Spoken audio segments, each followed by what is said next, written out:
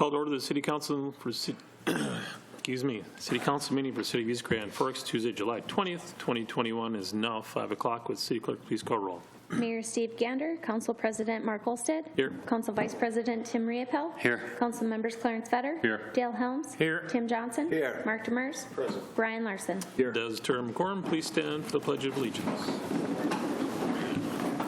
Pledge allegiance to the flag of the United States of America and to the republic for which it stands, one nation, under God, indivisible, with liberty and justice for all.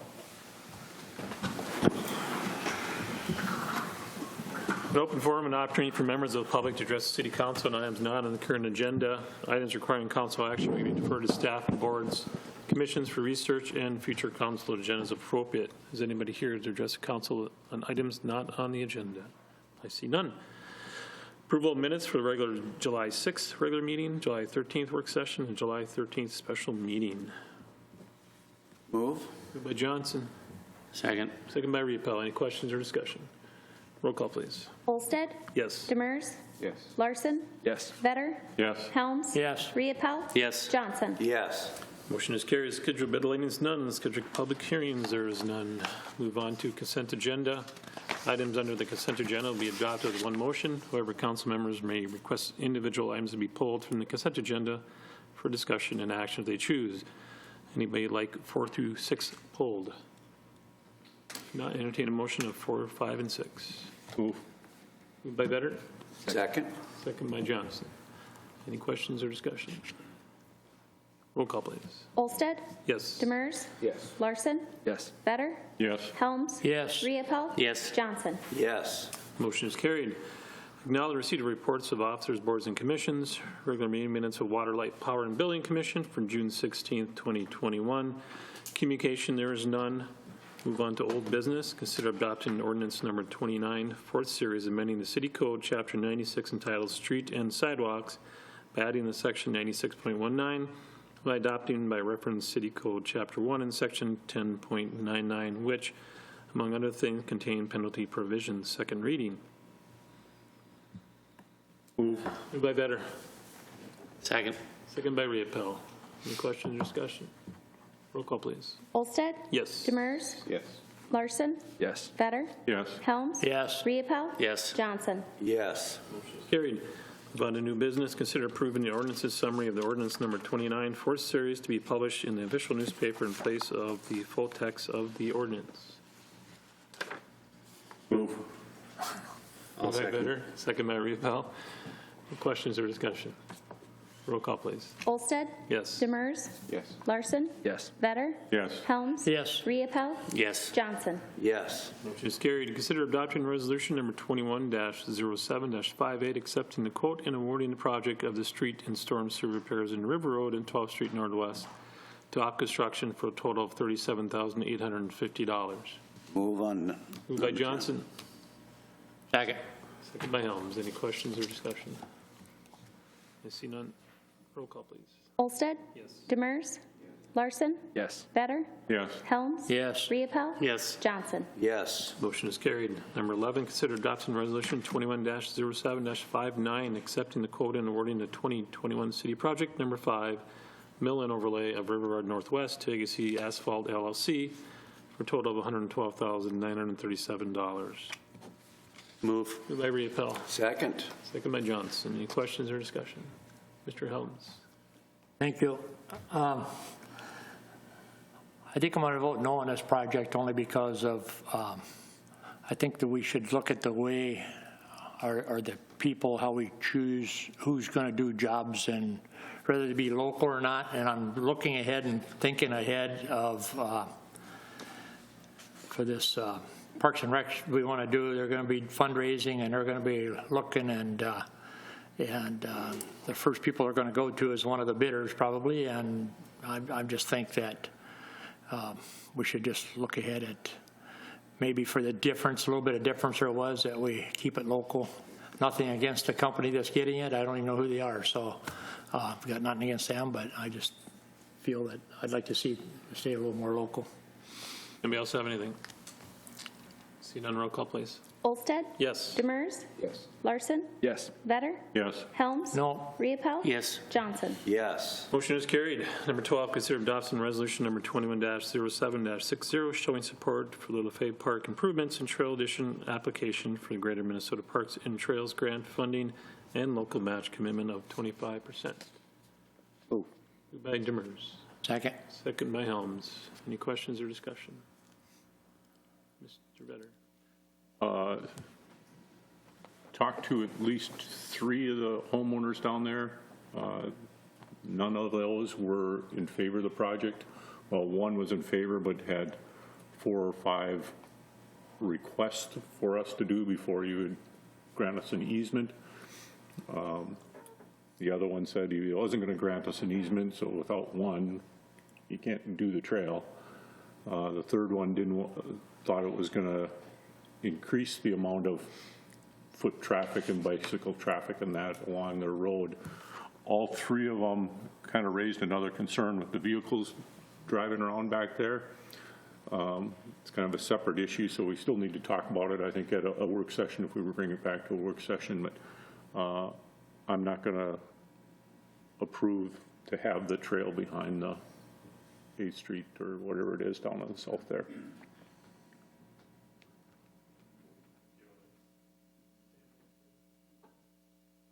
Yeah, thank you. Thank you, Mr. Vetter. I would echo Mr. Vetter's statements. The homeowners that I spoke to, I heard from 4 that were not in favor of it, 3 that were willing to see the grant process move forward, but to your point, had a list of other stipulations they wanted considered before they would see the trail go in. So it seems to me there's a lot more work to be done there before we would try to move forward with a project in that area. So with all of that said, I would request, just because I don't think that that's the priority of this grant funding either, I think the real focus here needs to be on the boat ramp improvements and the street improvements through LaFave Park.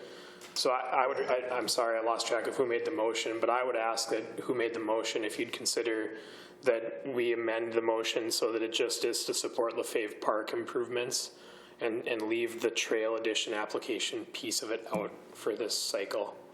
And we can really focus in on this application to look at just that LaFave Park piece of it specifically. When you do that, Mr. Demers? I guess with just the LaFave Park, does including the entire road put us out of compliance with the grant? Well, good question, thank you. As it's budgeted right now, the budget I have from Steve, it is narrowly out of compliance. But I think that there's a little bit of wiggle room there that we can make it fit. And when I say that is, after our meeting last week, I did the math. The budget that we have proposed, we're $50,000 away from being underneath that 40% threshold. So I would say that if you'd leave that, I don't have a number in front of me tonight to be able to give to you, but if you would approve that project with that scope, I think that between Steve and I, we could sharpen our pencil on that budget and make it work to get within that 40% of compliance. A few things that are in the LaFave Park master plan from a couple of years ago that have not been included in this budget would be things like a natural playground. We had a natural playground listed kind of to the east of the softball fields. That's going to be a $60,000 or $70,000 line item right there. I mean, something as simple as including that would bring the entire grant application into compliance, and it'd be another nice amenity to add. I'm sure there's other things that I haven't thought of too, but that was just a quick hitter that I thought of right off the bat that would be an easy addition. It wouldn't change the entire scope of the project a lot, but it would get us in compliance to meet what we're hoping to accomplish here. Thank you. I appreciate you revisiting the natural playground project. It was something I thought was needed a while ago, but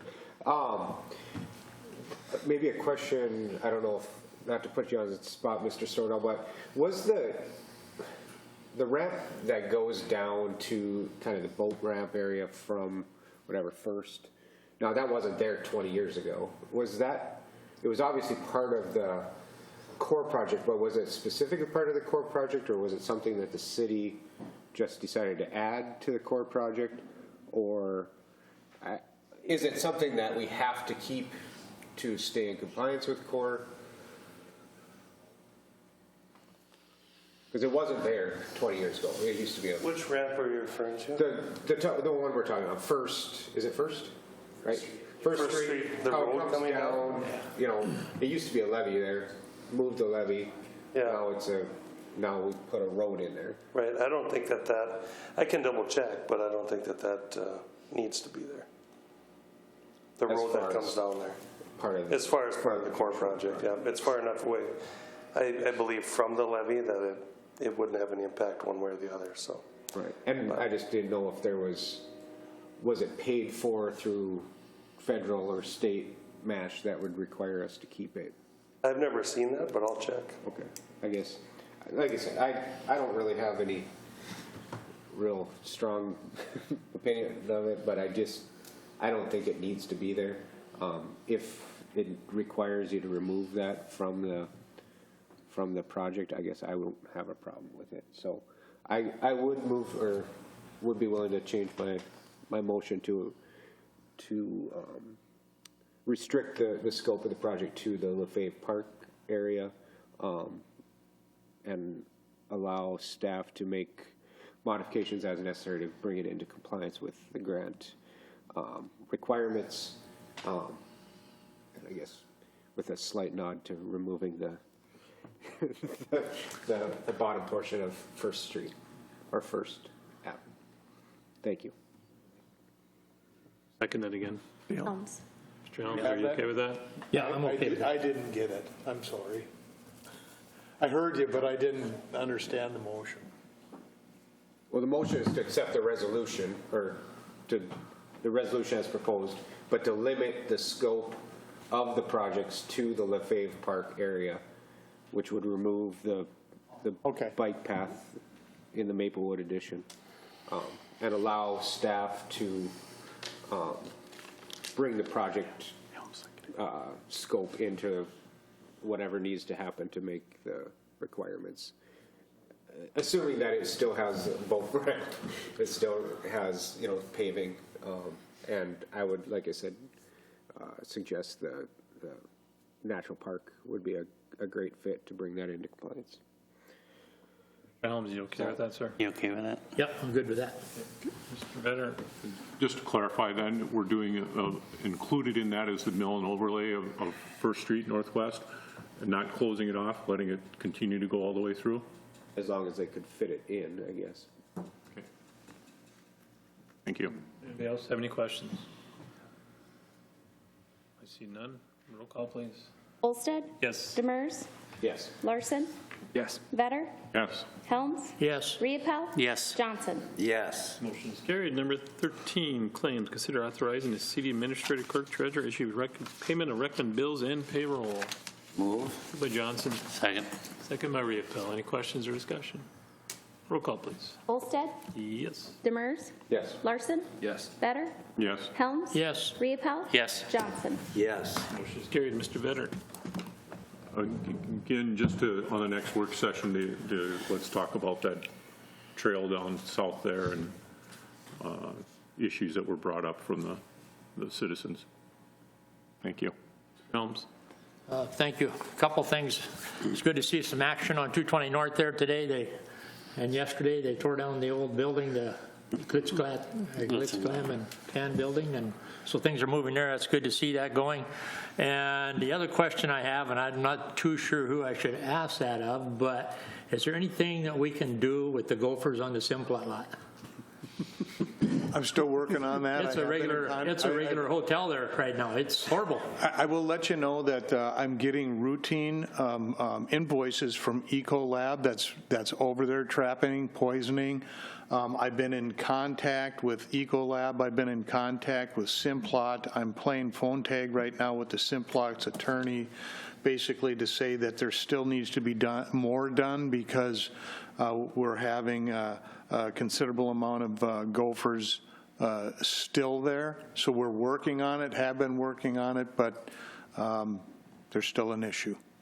I had a gentleman call me this morning. There was some garbage on the street, and he called me and he said there was 5 rats there. I went running into that field and I said, are you sure there were rats? And then the second time he said, it must have been gophers, but he said they almost looked like a rat to him. But so they're bad. So. Mr. Reedville. I agree with Mr. Vetter that that South End project, something needs to be done, but I think that the landowners, property owners are going to have to put some of their own dollars into helping too, because it is their property. Nothing from me, thank you. I'll just, like I said, I welcome Mr. Vetter's suggestion that we revisit that area. I think it's been something I've wanted to, I think that we should develop over there. I've wanted that, I've wanted to address that since I got on the council, I think. And I'm a proponent of the idea that, you know, the broken windows theory, that if you leave it looking like it is or whatever, if you make it nice, people will treat it well. And you increase or have the correct lines of traffic where you tell them where to go, people will do that more often than not. I think we can develop that area where the Maplewood pit is into something that could be used by people in the community, and it would make it a nice area. And the failure, and we still see that the failure to acquire those properties remains one of the biggest failures that we've had from the levy projects. Not getting those properties is just a terrible mistake. Thank you. Mr. Larson. Nothing for me tonight. Mr. Murphy. I have nothing tonight. Mr. Gulsted. Nothing unless there's questions for me. Mr. Emery. Just a reminder for everyone, the Demers Avenue will be closed starting tomorrow morning, probably about 6 a.m. from the Sorley Bridge to 3rd Street Northwest there. So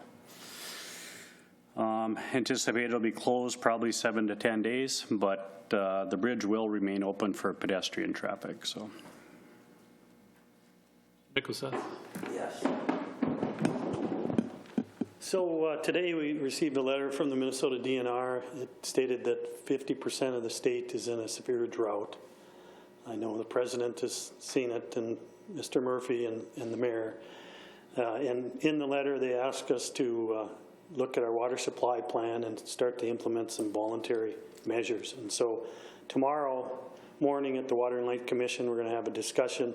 Brian Johnson has been checking into some of the things that we can do. It'd probably be pretty similar to what they're doing across the river. And just letting you know that there's nothing that's mandatory. The mandatory measures don't kick in until you get about 40 CFS. And we're presently at about 222 CFS at the Fisher Point. And so we're a ways from that. But when it gets to be widespread like it is, then that's when the DNR sends out the information. The other thing I wanted to let you know is that we did inspect all the homes on Central Avenue, and we came up with 10 lead service lines that we're going to be replacing. And so everybody is more than willing to get it replaced because of your generosity, or you accepting putting it on American Rescue dollars. So they were happy about that, and the contractor said it'd take maybe 2 to 3 weeks to do those 10. So that's what I have. I have a quick question. I guess I didn't see the follow-up emails on the dam situation of letting the water out. What was the outcome of that, of Deb Keel and the DNR? Well, what's going on right now is Representative Keel had contacted the Minnesota DNR because she had heard, I believe, that they were talking about restricting the amount of water coming out of the lower Red Lake. And so at that point, then she talked to Barb Narramore, who's the deputy commissioner, and the deputy commissioner contacted the mayor, left him a message, and then left her phone number, and I called her up this morning. And so what they're doing right now is they're in the process of setting up a meeting with the Corps of Engineers and the affected parties, and we'll have a discussion about what that means to us. And then I followed up with her with an email when she got back to me again this afternoon, and I told her that the way it works is Grand Forks is CFS and East Grand Forks is CFS get combined, and then you add 8 CFS to that, and that's where you get to about 40, like I said earlier. And so what I reminded her of is that's kind of what we're looking at as a bare minimum, and that whatever they could do, we would appreciate that. So I'm hopeful for a good meeting. I mean, she's been a deputy commissioner since 2013, and so she's been around a while. So. Anything else from the department heads? Entertain a motion to adjourn. Moved by Vetter. Second. Second by Johnson. All in favor, say aye. Aye. Opposed, same sign. Motion is carried. Meeting is adjourned.